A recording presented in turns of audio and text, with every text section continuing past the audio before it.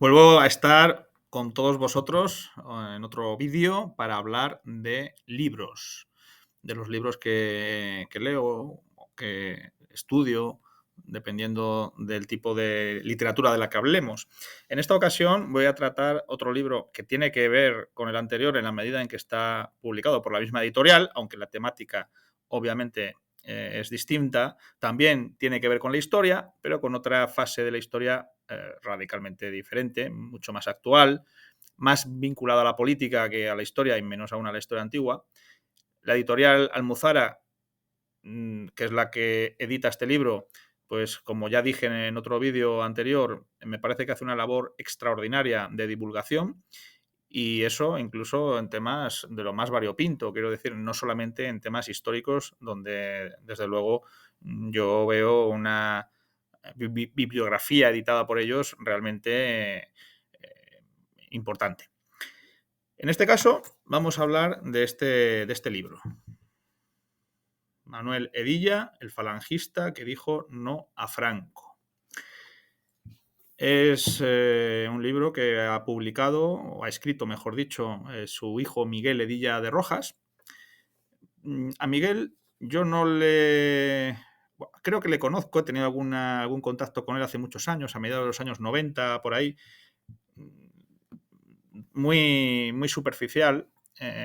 Realmente no puedo decir que le conozco porque aunque haya coincidido incluso en algún evento con él, pues no he tenido una relación con él más allá del hola y adiós. O sea, realmente no puedo decir que tenga una relación estrecha con el autor. Indirectamente sí que he tenido algún conocimiento o alguna relación, pero repito, indirecta, a través de, bueno, de determinada problemática del sindicato que presido, de Unión Nacional de Trabajadores, bueno, que digamos que en el pasado tuvo algunos conflictos muy serios con Miguel Hedilla de Rojas, el autor de este libro, pero no es el tema, desde luego, de este vídeo. Y en cualquier caso, he de decir que el libro me ha gustado mucho. Me ha gustado mucho porque yo esperaba otra cosa del hijo de Manuel Hedilla. Esperaba algo menos objetivo.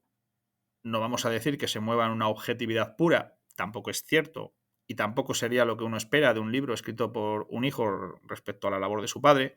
Siempre uno espera pues, opiniones de esas que solo puede dar aquel que tiene un conocimiento muy directo de la persona y por lo tanto, a ver, esperar un estudio meramente histórico, objetivo de Miguel Hedilla respecto a su padre Manuel Hedilla, pues no es desde luego lo que uno puede esperar.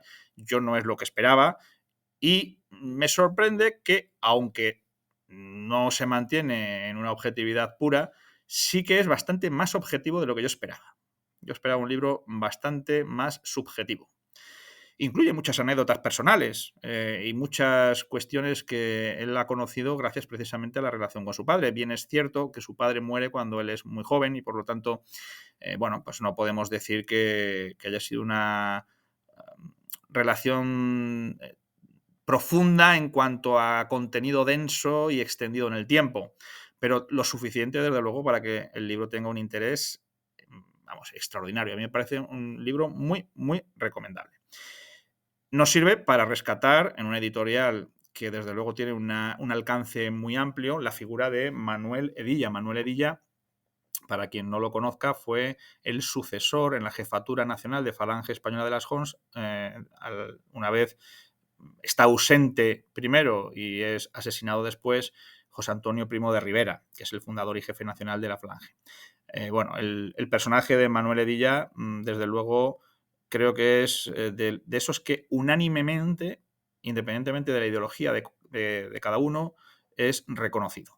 Es reconocido por todo el mundo. Una persona de una honradez extraordinaria, de una honestidad en todos los sentidos, desde luego, poco habitual en estos tiempos, una persona de honor, católico ferviente, sindicalista desde mucho antes de la Falange, una persona muy comprometida socialmente con las luchas obreras desde su catolicismo, desde luego muy, muy, muy comprometido, muy social y desde luego, claro, recordaba unas palabras de un obispo de los años 30, que era muy simpatizante de Falange. Y este obispo, del que si acaso en otra ocasión hablaré, cuando le preguntaron en cierta ocasión que por qué era tan condescendiente con la Falange, decía, bueno, yo es que soy un patriota español, como obispo, pues obviamente soy católico y además me preocupa mucho la justicia social y defender a los obreros. Luego, inevitablemente tengo que simpatizar con la Falange, ¿no? Decía este obispo. Bueno, pues de alguna manera esa personalidad es la que encarna Manuel Hedilla, el protagonista del libro. Yo me siento muy identificado desde siempre con Manuel Hedilla por muchas cosas. Por todo esto, ser un patriota, un católico convencido y ferviente, y además una persona muy comprometida socialmente, muy preocupada por el sindicalismo, por la justicia social, por defender a los pobres, a los trabajadores. Eso me acerca mucho a él. Además, es una persona de una ética y de una moral intachables, de un sentido del honor de esos que no hay, como decía antes, lo cual también me hace simpatizar mucho con el personaje. Es verdad que la persona de Manuel Hedilla ha sido muy deformada por los que se han llamado, entre comillas, edillistas. Como en ese grupo edillista siempre ha estado su hijo Miguel Hedilla, quizá por eso yo esperaba un libro más, entre comillas, edillista, en el sentido, digamos, erróneo o deformador un poco de lo que representa realmente Manuel Hedilla. Se ha presentado desde ese edillismo a Manuel Hedilla como una especie de ejemplo del falangismo más progresista, antifranquista, etcétera. Evidentemente algo hay, sobre todo del tema de Franco, como ahora explicaré, pero no por la vía de lo que realmente ellos trataban de dar a entender. Es verdad que en los últimos años Manuel Hedilla evoluciona hacia un modelo de falangismo menos estético, digamos, más preocupado por el fondo de lo que es el nacionalsindicalismo que por las formas. Bueno, en esa fase, digamos, yo me siento un poco menos identificado porque aunque las formas son secundarias, pues bueno, forman parte un poco del estilo, de la forma de ser del falangista, pero eso, digamos que es una cuestión secundaria. A lo que voy es a que este libro rescata la figura de Manuel Hedilla y lo hace sin caer en ese sectarismo o en esa tergiversación o esa imagen deformada de ese Hedilla iconoclasta que rompe con todos los estereotipos de lo que entendemos el falangismo. Y es que realmente pues Hedilla no era así. Hedilla no era así. Creo que el verdadero Hedilla es justamente el que retrata a su hijo Miguel Hedilla en este libro. Honradamente lo pienso y creo que quizá porque los años hacen asentar cabezas, nos hacen ser menos exaltados y nos hacen reevaluar las cosas. Creo que seguramente este libro, si lo escribe Miguel Hedilla hace 30, 40 años, pues hubiese sido un libro distinto, seguramente.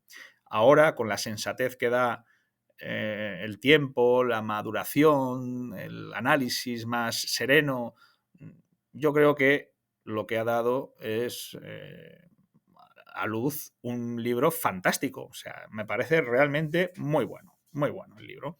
Y debo decirlo. Sí que le pondría alguna pega, sobre todo en lo que se refiere, bueno, evidentemente son discutibles algunas de las tesis cuando él elucubra sobre qué podría representar Hedilla hoy o qué falange hubiera apoyado Hedilla durante la transición, estas cosas, bueno, ahí yo no voy a entrar. No voy a entrar sobre todo porque no voy a entrar en polémicas con el hijo de Hedilla, ¿no? Que seguro que él lo conoció mucho mejor, vamos, seguro, ¿no?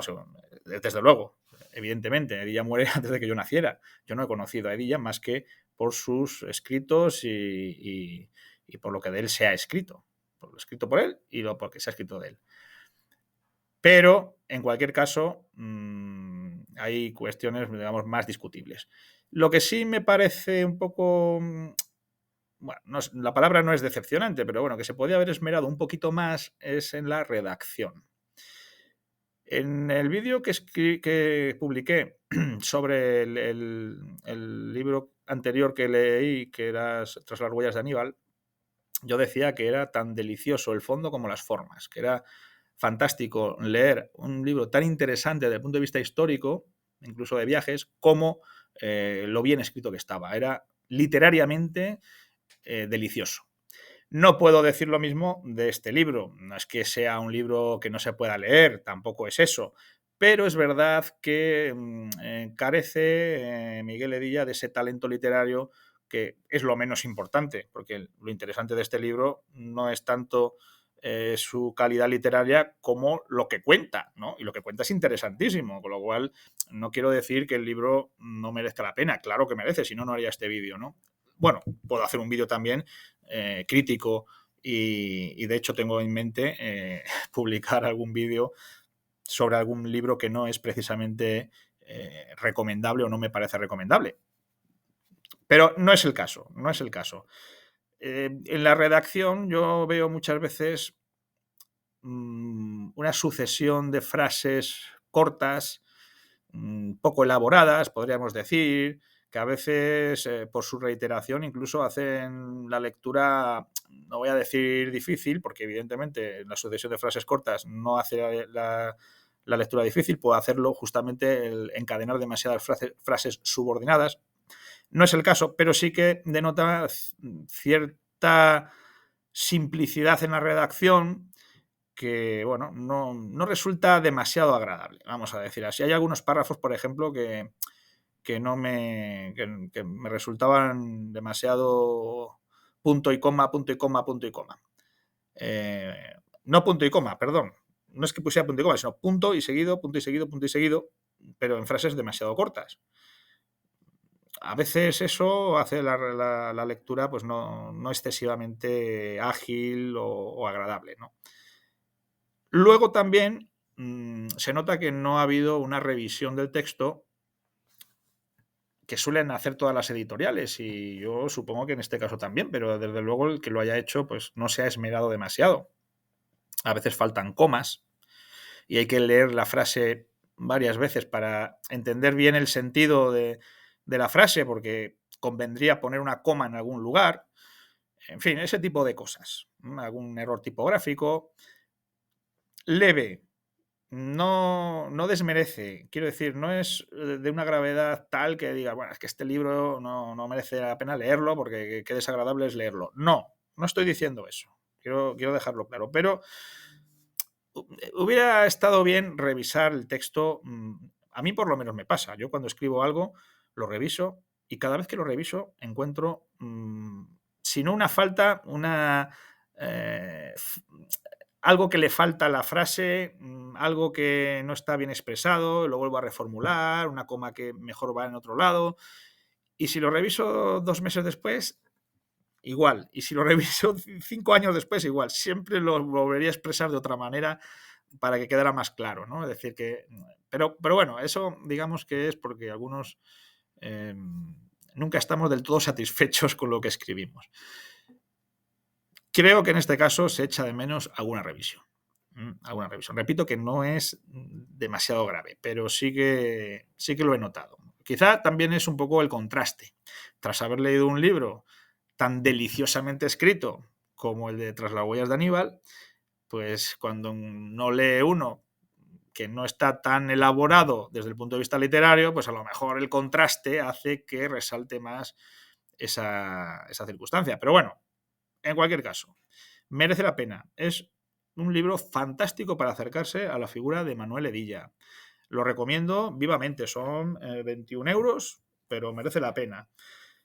Se cuentan muchas anécdotas de él. Es importante saber todo el esfuerzo que hizo para evitar represiones injustas en la retaguardia durante la Guerra Civil, las órdenes expresas que daba a los falangistas para que no participara en ningún tipo de represalias, como eso no sentaba demasiado bien a algunos otros sectores dentro de la España nacional, el problema que suponía la avalancha de personas que no eran falangistas y se afiliaban a la falange y muchas veces pues sin tener la más mínima noción incluso de lo que es el falangismo, pues se ponían su camisa azul y ya se creían mandamases y hacían y deshacían en la retaguardia, en determinados pueblos, y cómo a todo eso se enfrentó Manuel Hedilla y trató de ponerle coto, cómo creó las milicias, cómo las organizó, cómo creó incluso escuelas de mandos, academias militares de Falange, 2 en concreto,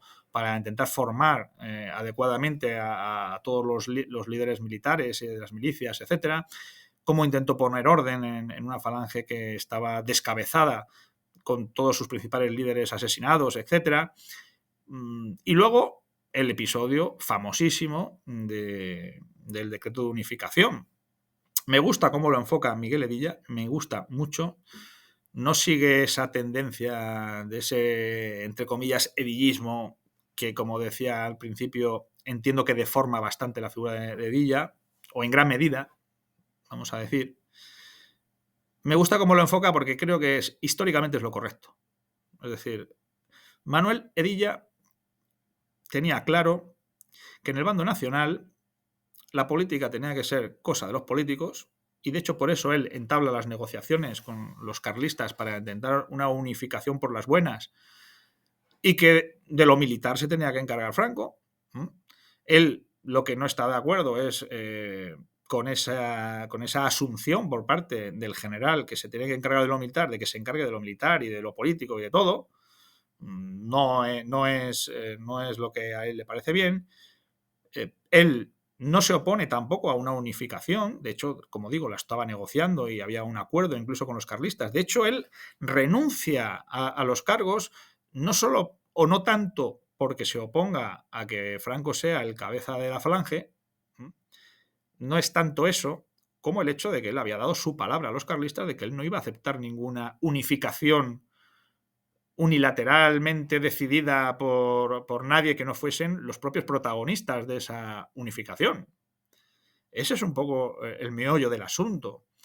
Como él no organiza ninguna rebelión propiamente hablando, sino manda prudencia, y como hay otro, José Sainz Nagel, el jefe territorial de la Falange Castellana de Toledo, que es el que manda el telegrama, no él, diciendo abstenerse de cumplir las órdenes, y que en cualquier caso ese telegrama lo que habla es de prudencia y de esperar las órdenes de cómo hacer las cosas, no está diciendo vamos a organizar una revuelta dentro del bando nacional.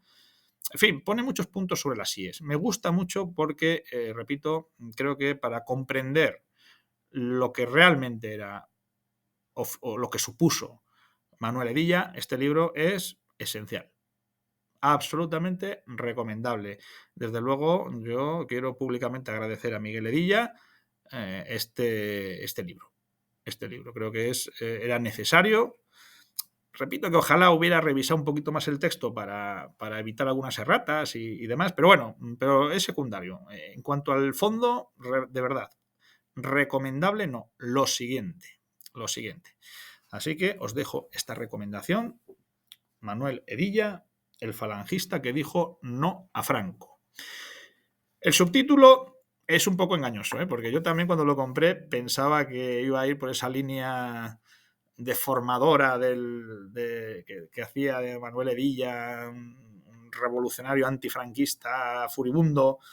Bueno, fue crítico, pero no que pensaba que iba a ser muy exagerado en esa deformación del personaje. Y no, creo que realmente, repito, lo retrata perfectamente. Recomendabilísimo libro. Manuel Hedilla, el falangista que dijo no a Franco, editorial Almuzara, escrito por su hijo Miguel Hedilla de Rojas. Os dejo. Hasta otro vídeo.